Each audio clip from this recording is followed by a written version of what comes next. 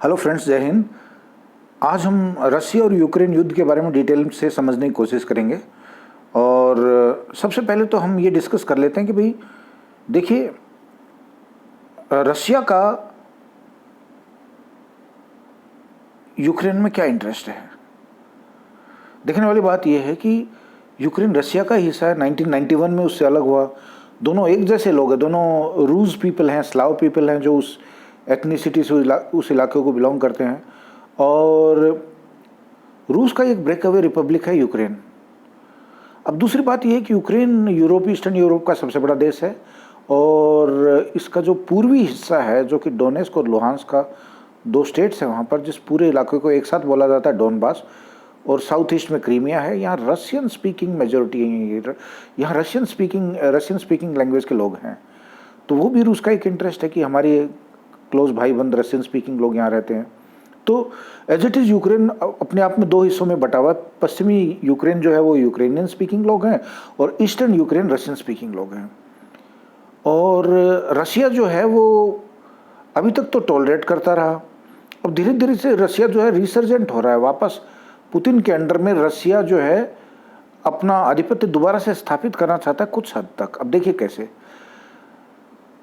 2004 में Baltic republics Estonia, Latvia, Lithuania, अगर आप नक्शे पे देखें, नॉर्थ वेस्ट रशिया के नॉर्थ वेस्ट डायरेक्शन में है, ईस्टर्न यूरोप के नॉर्थ ईस्ट डायरेक्शन में है।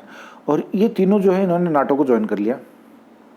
रशिया उस टाइम कमज़ोर था। 1991 में तो रशिया यूएसएसआर से अलग हुआ था और कमज़ोर था, इसलिए कुछ ज़्यादा ध्यान नहीं दिया। छोटे कंट्रीज थे, ज़्यादा कर नहीं पाए इनफैक्ट। लेकिन रशिया अभी वापस से रिसर्जेंट है। और धीरे धीरे नाटो ने इसका फ़ायदा उठा करके ईस्टर्न यूरोप में एक्सपेंशन करना स्टार्ट कर दिया। अब अगर यूक्रेन जैसा बड़ा देश जो कि बफर का काम कर रहा है नाटो और रूस के बीच में, अगर वो नाटो ज्वाइन कर लेता है तो रशिया को नाटो अपने डोर स्टेप पे अनएक्सेप्टेबल है। Russia will never accept Ukraine at its doorstep as a NATO member, because NATO अगर वहां आ गया तो रशिया के अस्तित्व को खतरा है। अब आगे देखिए कि कॉन्फ्लिक्ट क्यों हो रहा है। कॉन्फ्लिक्ट के कारण देखिए, रूस अभी आर्थिक पावर नहीं है लेकिन एक मेजर मिलिट्री पावर है, इसमें कोई दो राय नहीं है। और लगातार जो है पश्चिमी देश, अमेरिका एक तरीके से कह सकते हैं कि नाटो पूर्व की तरफ एक्सपेंशन किया जा रहा है। नाटो 1991 में 16 देश थे और आज की तारीख में लगभग डबल हो गए, 30 कंट्री हो गए हैं। 14 मोर हैव बीन इंक्लूडेड। तो डबल साइज कर दिया अपना, बिल्कुल रूस के द्वार पे पहुंच गया। अब देखिए किस तरीके से। ये देखिए 1999 में चेक रिपब्लिक, हंगरी, पोलैंड, जो कि पहले वार्सा पैक्ट के देश थे, ये तीनों नाटो में मिल गए। 2004 में वो तीन छोटे छोटे देश जो कि यूएसएसआर का पार्ट थे, एस्टोनिया, लातविया, लिथुआनिया, ये तीनों भी नाटो में मिल गए। साथ ही साथ रोमानिया, स्लोवाकिया और स्लोवेनिया भी मिल गए। 2009 में अल्बेनिया, क्रोएशिया मिल गए। 2017 में मोंटेनेग्रो मिल गया। 2020 में नॉर्थ मैसिडोनिया मिल गया। इस तरीके से नाटो लगातार आगे से आगे बढ़ता जा रहा है और रूस का चिंतित होना स्वाभाविक है। रूस क्या कहता है सुनिए। रूस कहता है कि भाई आप नाटो का एक्सपेंशन ईस्टवर्ड रोकिए। 1997 में जितने देश थे वहीं तक वापस हट जाइए आप, यानी 1997 से पहले। बाद में जो आपने ईस्टर्न यूरोपियन कंट्री 14 देश अपने में शामिल किए हैं उनको हटाइए और उस 97 के स्टेटस पे आप वापस पहुंच जाइए। और आप हमें ये अश्योरेंस दीजिए कि यूक्रेन न तो ईयू का मेंबर होगा न ही नाटो का मेंबर होगा, क्योंकि रूस को एक खतरा स्वाभाविक है। किसी भी, अमेरिका तो ऐसा देश है कि जो मुनरो डॉक्ट्रिन में विश्वास करता है कि पश्चिमी गोलार्ध में, वेस्टर्न हेमस्फीयर में कोई नज़दीक भी नहीं आ जाए। आपको पता है कि क्यूबन क्राइसिस में कितना हंगामा हो गया था, न्यूक्लियर वॉर के कगार पे खड़े हो गए थे। पश्चिम में आने ही नहीं देता है। पश्चिमी गोलार्ध में अमेरिका किसी को भी टॉलरेट नहीं करता और यहाँ रूस के इतने नज़दीक चले आ रहा है। रूस को परवाह होना स्वाभाविक है। अब देखिए, ये एक नक्शा है जिसमें ये बताया जा रहा है कि यूक्रेन की एथनिसिटी, वहाँ की जनसंख्या किस प्रकार की। आप देखिए, जो नीला वाला हिस्सा है ये ईस्टर्न यूक्रेन, ये लोहांस्क और डोनबास का रीजन, डोनेस्क का रीजन है, जिसको पूरे को डोनबास कहा जाता है। डोनबास, इस इलाके में रशियन स्पीकिंग लोग हैं। और ये जो लाल वाला हिस्सा, ये यूक्रेनियन स्पीकिंग। तो यूक्रेन अपने आप में दो हिस्सों में टूटा हुआ है और रशियन स्पीकिंग लोग अपने आप को रूस के नज़दीक समझते हैं, साथ ही रूस उनको अपने नज़दीक लाना चाहता है। अब आगे देखिए, ये भी एक वैसा ही नक्शा आपको बताने के लिए कि पीला वाला हिस्सा ही रशियन स्पीकिंग यूक्रेन का, ये रशियन स्पीकिंग लोग हैं, लाल वाला हिस्सा यूक्रेनियन स्पीकिंग लोग हैं। सिमिलरली ये 2010 के इलेक्शंस की बात है, ये लोग प्रो रशिया हैं, ये सारे लोग इन्होंने प्रो रशियन पार्टीज को वोट किया था और ये प्रो वेस्ट वाले लोग हैं यूक्रेन में। तो यूक्रेन अपने आप में एक विभाजित सा देश है एथनिकली। अब डाइकोटमी, विरोधाभास देखिए कि रूस आज भी बैलेंस ऑफ पावर में विश्वास करता है। बैलेंस ऑफ पावर एक ऐसी थ्योरी है जो कि कोल्ड वॉर के दौरान थी कि भी दोनों महाशक्तियों के बीच में पावर का एक बैलेंस बना रहे। अब पावर का बैलेंस कैसे बना रहेगा? दोनों के पास एटॉमिक पावर हैं, दोनों को, एक रूस का वार्सा पैक्ट कंट्रीज उसके साथ थे और अमेरिका के नाटो कंट्रीज साथ में थे, लेकिन अभी धीरे धीरे बैलेंस ऑफ पावर को अमेरिका ने गायब कर दिया। अमेरिका ये कहता है कि भाई, अमेरिका और पश्चिमी देश ये कहते हैं कि बैलेंस ऑफ पावर का जो थ्योरी या कॉन्सेप्ट है वो कोल्ड वॉर 1991 में ख़त्म हो गया, बर्लिन वॉर गिरने के बाद में वो तो कहानी ख़त्म है। बट ऐसा नहीं है, रूस अभी भी कहता है हम भी एक महाशक्ति हैं और बैलेंस ऑफ पावर में आज भी हम विश्वास करते हैं। अब ये अमेरिका का दोगलापन देखिए आप, वो पश्चिमी गोलार्ध में किसी को आने ही नहीं देता, मुनरो डॉक्ट्रिन फॉलो करता है, जबकि यहाँ बिल्कुल रूस के गिरेबान पकड़ने के चक्कर में है। अब आप देखिए, हम थोड़ा आगे चलते हैं कि अभी एकदम से रूस को गुस्सा क्यों आया, किस कारण से प्रेसिपिटेटिंग कॉजेज या इमीडिएट कॉजेज क्या हुए। जैसा कि हमने डिस्कस किया, रूस और यूक्रेन एथनिकली एक जैसे लोग हैं।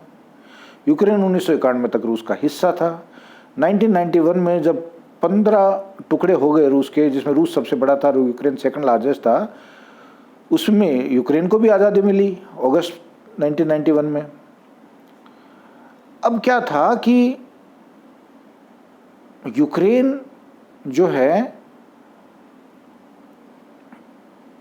कि धीरे धीरे नाटो एस्पिरेशंस होने लगी। नाटो एस्पिरेशन से मेरा मतलब है कि 1997 के बाद यूक्रेन धीरे धीरे नाटो और ईयू की तरफ झुकने लगा। लोग देखिए भोले होते हैं, लोगों को जहां आराम मिलता है, जहां पैसा मिलता है, जहां सुख सुविधाएं हो, पश्चिम में थी, इसलिए लोग जो है पश्चिम की तरफ जाना चाहते थे। और आधी से ज़्यादा आधी जनसंख्या लगभग यूक्रेन की यूक्रेनियन स्पीकिंग है, वो पश्चिम की तरफ झुकाव भी था उनका। 24 अगस्त 1991 में यूक्रेन जैसा कि आज़ाद हुआ, उसके बाद आज तक 7 राष्ट्रपति वहाँ हुए। इन 7 राष्ट्रपति में से 3 राष्ट्रपति हैं जो महत्वपूर्ण हैं। ये 3, इनके दौरान सबसे ज़्यादा गदर हुआ या प्रॉब्लम्स हुई। देखिए, विक्टर यानुकोविच सबसे पहले 2010 में यूक्रेन के राष्ट्रपति थे। विक्टर यानुकोविच जीत करके आए फेयर इलेक्शन से, 2014 तक ये रहे। अब देखिए 2010 में इन्होंने क्या किया कि ये प्रो रशियन थे और ये दोनों नीचे वाले जो हैं पोरोशेंको और जेलेंस्की, ये दोनों प्रो वेस्ट हैं। तो विक्टर यानुकोविच ने क्या किया कि 2010 में इन्होंने रूस का सिवस्तोपोल, 1991 में क्रीमिया में सिवस्तोपोल नामक एक बंदरगाह है जो कि रशियन नेवी को दे दिया गया था लीज पर, और 2010 में इन्होंने उस लीज को 25 साल और बढ़ा दिया यानुकोविच ने। और उसके बदले में गैस रूस ने 30% सस्ती कर दी। तो लोगों ने ये सोचा कि भाई इस व्यक्ति ने तो हमारे देश को सस्ती गैस के बदले में बेच दिया है, तो लोग यानुकोविच के खिलाफ भड़क उठे, नाराज हो गए यानुकोविच से। और यानुकोविच ने उसके बाद फिर क्या किया कि रूस की तर्ज पर कॉन्स्टिट्यूशन का 111 सेक्शन जो है उसको अमेंड किया और अपनी पावर्स को बढ़ाने की कोशिश की। तो लोगों ने सोचा यार ये तो रूस की तरह जो है परमानेंट राष्ट्रपति बनना चाहता है, और लोग नाराज हो गए। जब यानुकोविच की रेटिंग्स गिरने लग गई तो यानुकोविच ने क्या किया कि भाई अब जनता क्या चाहती है, जनता ईयू में मिलना चाहती है। तो यानुकोविच ने ईयू का मुद्दा उठाया और मुखौटा पहन करके ये कहने लग गए कि भाई ईयू में हम मिलना चाहते हैं। जनता बड़ी खुश हो गई कि यानुकोविच भी वही चाहता है जो जनता चाहती है। 2013 तक यानुकोविच ने काफ़ी हाइप किया ईयू ज्वाइन करने का, और जिससे जनता यानुकोविच से वापस खुश होने लग गई। लेकिन क्या हुआ कि यानुकोविच ने 2013 में एकदम से पलटी मार दी। हम आगे डिस्कस करेंगे कैसे पलटी मार दी। ईयू ज्वाइन करने के बजाय वो उसने रूस के साथ समझौता कर लिया, और जिससे जनता यूरो मैदान, वहाँ कीव में एक बहुत बड़ा ग्राउंड है जहाँ पर लाखों की तादाद में लोग इकट्ठे हो गए, बड़े धरने प्रदर्शन, स्ट्रीट राइट्स होने लग गए, लगभग 100 के आसपास लोग मर गए और यानुकोविच साहब 2014 में भाग गए रूस। उसके बाद यूक्रेन की पार्लियामेंट ने जो है पीटर पोरोशेंको को वहाँ का नया राष्ट्रपति बनाया, जो कि प्रो वेस्ट थे। जैसे ही पीटर पोरोशेंको वहाँ के राष्ट्रपति बने, रूस ने क्या किया कि क्रीमिया पे कब्जा कर लिया, और जो पूर्वी यूरोप के देश थे जो कि रशियन स्पीकिंग थे, जो हमने पहले नक्शे में देखे हैं, वहाँ भी रूस के समर्थन में और यूक्रेन के खिलाफ, वेस्ट के खिलाफ प्रदर्शन होने लग गए। कहाँ? लुहांस्क और डोनेट्स्क यानी डोनबास रीजन में। 2019 में जेलेंस्की आए, जो आज तक युद्ध लड़ रहे हैं। तो बात ये थी कि 2013 में ईयू को ज्वाइन करना चाह रहे थे यूक्रेन। अब ये देखिए यहाँ ये गलत लिखा है। 2008 में क्या हुआ था कि नाटो ने एक बुचारेस्ट डिक्लेरेशन किया। बुचारेस्ट डिक्लेरेशन क्या था, हम थोड़ा आगे डिस्कस करते हैं। कब था? 2008 में। ये यहाँ गलत है, उसको सही कर लीजिए। अब बुचारेस्ट डिक्लेरेशन में क्या था देखिए। बुचारेस्ट डिक्लेरेशन में अभी ये देखिए, ये आपको सिर्फ नाटो का एक्सपेंशन दिखा रहा है, जस्ट फॉर इंफॉर्मेशन।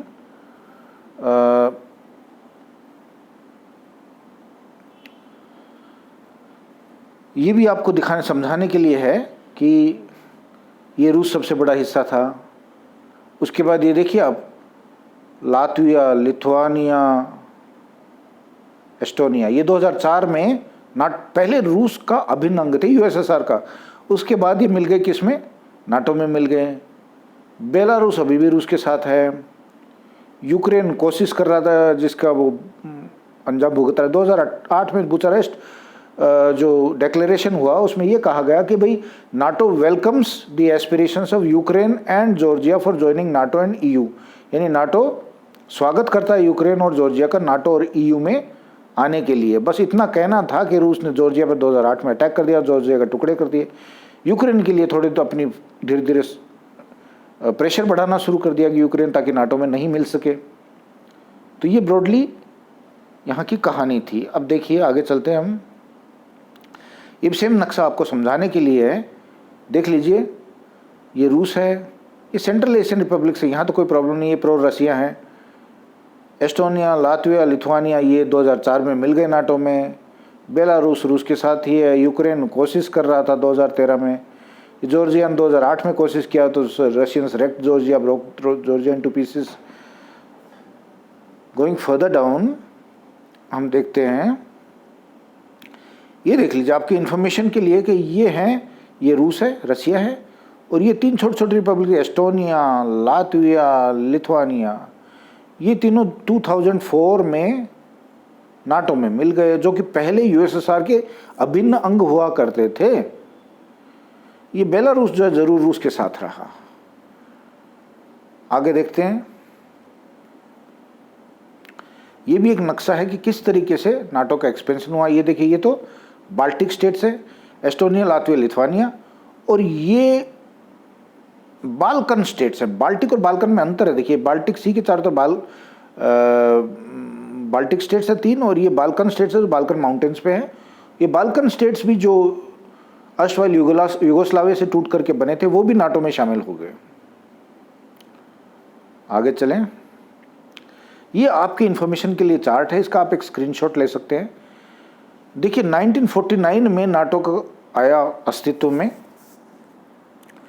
1952 टू 90 के बीच में ग्रीस, टर्की, जर्मनी और स्पेन इसके हिस्से बने। 91 में यूएसएसआर का विभाजन हुआ और 15 रिपब्लिक्स में यूएसएसआर टूट गया। अब देखिए उसके बाद कितना, ये तो यहाँ तक के कंट्रीज तो पहले इसके ओरिजिनल हिस्सेदारी 16 कंट्रीज हैं शायद। इसके बाद ये 14 कंट्रीज देखिए 1999 में पोलैंड, चेक रिपब्लिक, हंगरी, ये सब वार्सा पैक्ट के कंट्रीज थे, ये सब नाटो में शामिल। 2004 से 9 के बीच में बल्गारिया, एस्टोनिया, लातविया, लिथुआनिया, ये लातविया, लिथुआनिया, एस्टोनिया ये तो बिल्कुल अभिन्न अंग थे रूस के। Romania, Slovakia, Slovenia, Albania, Croatia, ये बाल्टिक स्टेट्स हो गए, ये सब नाटो में शामिल हो गए। और हद तो तब होगी जब 2007 और 20 के बीच में मोंटेनेग्रो और नॉर्थ मैसिडोनिया भी इसमें शामिल हो गए। और 2008 में कोशिश की जॉर्जिया ने, जिसको रूस ने अटैक करके तोड़ दिया। और उसके बाद अब कोशिश हो रही थी 2013 में, 2010 के बाद किसकी कोशिश हो रही थी? यूक्रेन की। तो रूस इसको कभी टॉलरेट नहीं कर सकता था। ये भी एक चार्ट है आपके इन्फॉर्मेशन के, किसने कब नाटो को ज्वाइन किया। आगे चलते हैं, ये देख लीजिए आपके इन्फॉर्मेशन के लिए। ये तो रसिया है, ये एस्टोनिया, लातविया, लिथुआनिया 2004 में नाटो के सदस्य बन गए। पहले रूस यूएसएसआर का हिस्सा थे। बेलारूस रूस के साथी है। पोलैंड, चेक रिपब्लिक और हंगरी ये 1999 में ही बन गए थे। और 2004 में देखिए आप, रोमानिया, बल्गारिया ये बन गए थे। 2009 में आप देखिए अल्बानिया और क्रोएशिया ये नाटो का हिस्सा बन गए। और ये श्रीमान यूक्रेन हैं जो 2013 में 2010 से 13 तक कोशिश करते रहे किसी तरह ईयू नाटो का हिस्सा होने के लिए, लेकिन रूस ने हमला कर दिया अभी, जैसा कि आपको पता है। और सो ब्रॉडली ये देखिए कि रूस अपना ब्लैक सी का इलाका सिक्योर करना चाहता है। और किसी भी तरीके से ये ब्लैक सी पोर्ट्स जो है ना रशिया के लिए, ये उसका वार्म वाटर पोर्ट्स हैं जो कि उसको हर सीजन में यहाँ खुला रहता है, क्योंकि नदर्न पोर्ट्स उसके जम जाते हैं।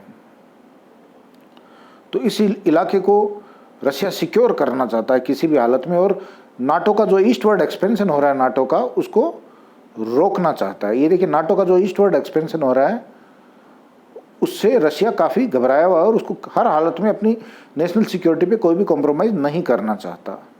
आगे चलते हैं, देखिए ये भी वही कंट्रीज है आपको दिखाने के लिए, आपके इन्फॉर्मेशन के लिए।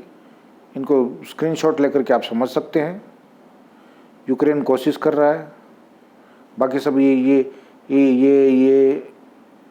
पोलैंड, चेक Republic, Hungary, Slovakia, Slovenia, Croatia, Romania, Bulgaria, Albania ये सारे नाटो के हिस्सा बन चुके हैं। बेलारूस को, ये बेलारूस नहीं बना है अभी तक, यूक्रेन अभी तक नहीं बना है जिस पे हमला हो रहा है। तो ये सब चीज़ें अभी चल रही हैं। अब देखिए आगे चलते हैं।